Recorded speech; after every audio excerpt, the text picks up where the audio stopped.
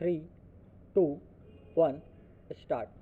महोदय, देश की लगभग 3/4 जनसंख्या गांवों में रहती है, जिनकी आय कम होने के साथ साथ शिक्षा, स्वास्थ्य, पेयजल आदि अन्य आवश्यक सुविधाएं भी उन्हें पर्याप्त मात्रा में उपलब्ध नहीं हैं।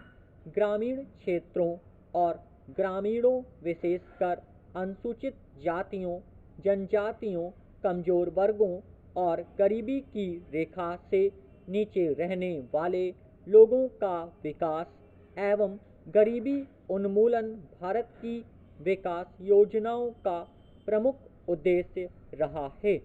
ग्रामीण विकास का व्यापक दायरा है, जिसमें ग्रामीण क्षेत्रों एवं ग्रामीणों के जीवन स्तर का सर्वांगीण विकास शामिल है। इसका अर्थ निर्धनतम लोगों की अपने स्थानीय सामाजिक एवं आर्थिक परिस्थितियों में उत्पादन क्षमता की वृद्धि है। ग्रामीण विकास की प्रक्रिया में पूंजी का निवेश एवं उसका विस्तार, उत्पादक शक्तियों का विकास तथा निर्धनतम एवं बेरोजगार ग्रामीणों का अर्थव्यवस्था के उत्पादक विकासशील क्षेत्रों में सम्मिलित होना आवश्यक है। मंत्रालय की गतिविधियों का मुख्य उद्देश्य गरीबी पर सीधा प्रहार है, जिसके अंतर्गत विशेष मजदूरी, रोजगार व स्वरोजगार कार्यक्रम, भूमि सुधार, बंजर भूमि विकास एवं जल संभरण विकास कार्यक्रम हैं। इनमें स्वच्छ पेयजल की व्यवस्था, ग्रामीण स्वच्छता, कृषि विपणन, ग्रामीण आवास तथा लोक कार्यक्रम तथा ग्रामीण प्रौद्योगिकी विकास परिषद द्वारा सहायता और राष्ट्रीय ग्रामीण विकास संस्थान एवं ग्रामीण कृषि विपणन केंद्र के माध्यम से प्रशिक्षण की व्यवस्था शामिल है। गरीबी उन्मूलन के प्रयासों का महत्व इसकी योजनाओं के आवंटन में वृद्धि को बताता है। जहां 9वीं योजना में इसका परिव्यय 40,000 करोड़ रुपए था, उसे बढ़ाकर 10वीं योजना में 80,000 करोड़ रुपए कर दिया गया है। इस बढ़े हुए परिव्यय के साथ साथ जैसा कि पंचायती राज संस्थाओं से संबंधित महत्वपूर्ण संविधान अधिनियम 1992 में बताया गया है, लोगों की कार्यक्रम में बेहतर भागीदारी प्राप्त होगी, जिससे निर्धन ग्रामीणों के जीवन स्तर में सुधार लाने के प्रयास को नई दिशा प्राप्त होगी। ग्रामीण क्षेत्रों में गरीबी उन्मूलन के राष्ट्रीय प्रयास में ग्रामीण विकास मंत्रालय के मुख्य कार्यक्रमों को दी गई नई दिशा की एक झलक इस पुस्तिका में प्रस्तुत है। ग्रामीण गरीबी की समस्या कम ग्रामीण उत्पादकता और अल्प रोजगार व बेरोजगारी से जुड़ी है। यद्यपि विकास की सामान्य प्रक्रिया के अधीन ही उत्पादक रोजगार के अधिकाधिक अवसर सृजित किए जाते हैं, फिर भी ग्रामीण लोगों के लिए रोजगार पैदा करने तथा आय के कुछ न्यूनतम स्तर प्राप्त करने हेतु विशेष रोजगार कार्यक्रमों की सतत आधार पर जरूरत है। उपर्युक्त उद्देश्य को ध्यान में रखते हुए समय समय पर रोजगार सृजन की विभिन्न योजनाएं चलाई गई थीं। 7वीं योजना के आखिरी वर्ष में 1 अप्रैल 1989 से उस समय विद्यमान 2 रोजगार कार्यक्रम, राष्ट्रीय ग्रामीण रोजगार कार्यक्रम और ग्रामीण भूमिहीन रोजगार गारंटी कार्यक्रम को जवाहर रोजगार योजना नामक ग्रामीण रोजगार कार्यक्रम में मिला दिया गया था। जवाहर रोजगार योजना का मुख्य उद्देश्य ग्रामीण क्षेत्रों में बेरोजगार पुरुषों तथा महिलाओं के लिए अतिरिक्त फायदेमंद रोजगार का सृजन कराना है।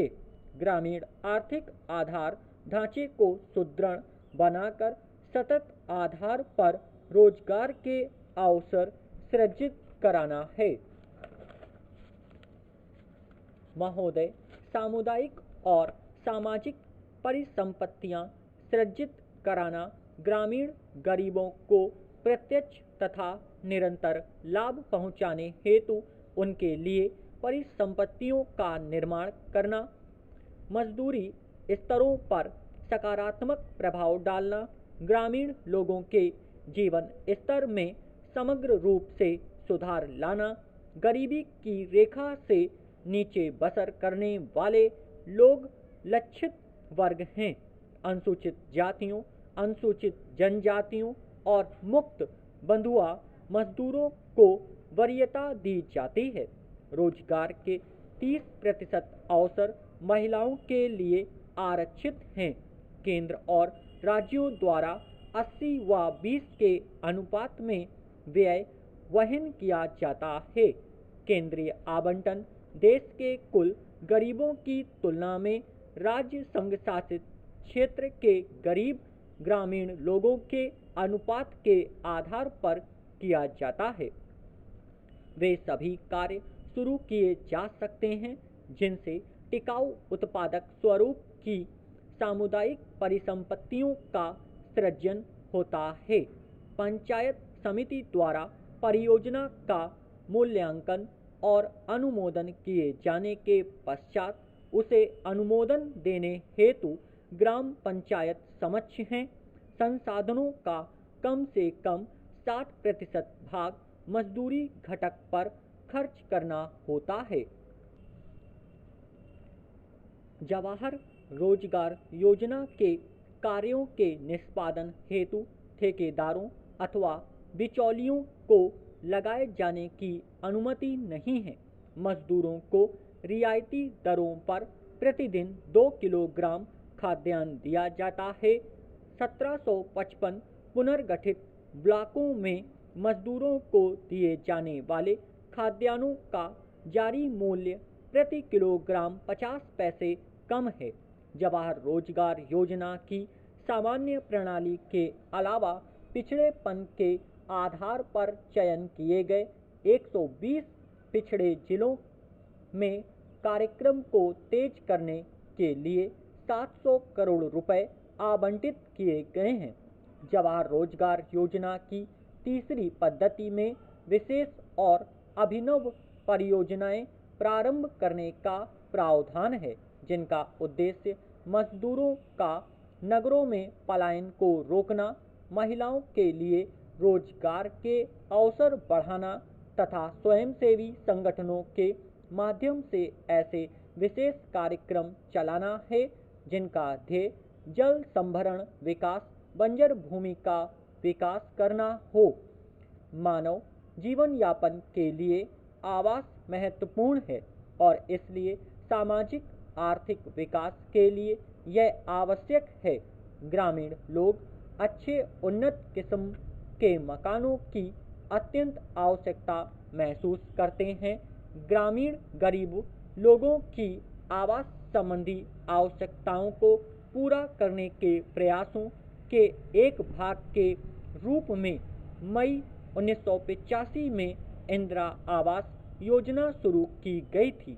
यह कार्यक्रम अब जवाहर रोजगार योजना की उप योजना के रूप में कार्यान्वित किया जा रहा है। इस कार्यक्रम का उद्देश्य गरीबों के निर्धनतम लोगों के लिए निःशुल्क रिहायशी मकानों का निर्माण करना है। ग्रामीण क्षेत्रों में अनुसूचित जातियों, अनुसूचित जनजातियों तथा बंधुआ मजदूरों को वरीयता दी जाती है। जवाहर रोजगार योजना के तहत राष्ट्रीय स्तर पर 10% संसाधन इस कार्यक्रम के लिए निर्धारित किए जाते हैं।